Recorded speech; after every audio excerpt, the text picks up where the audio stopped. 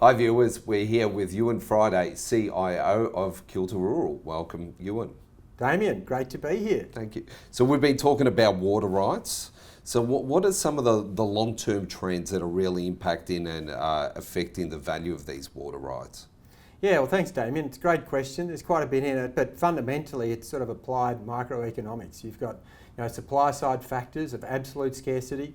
They're not making any more of these, and in fact, the volume of water entitlements in the market that's available to be owned for private consumption is decreasing because of the implementation of the Murray-Darling Basin Plan.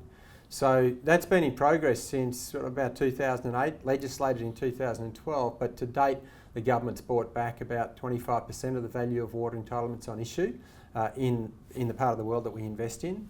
And that's set to continue, and by the time the plan's implemented, it could be sort of over 33% of that water that's, the pool of water, no pun intended, that's available for farmers and for investors would be reduced by 33%. At the same time, you've got climate change, which is making things drier in southeastern Australia over the longer term.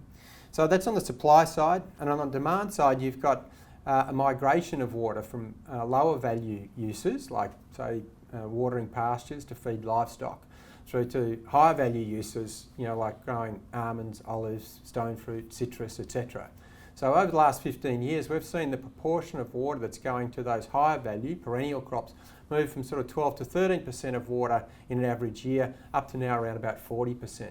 So yeah, it's an applied sort of microeconomics 101 of supply and demand factors. And I imagine those higher value farmers, they can afford to pay more anyway for these water rights. That's the driving factor. There's one metric that you look at in this space that overrides everything else, and it's gross margin per megalitre of water use.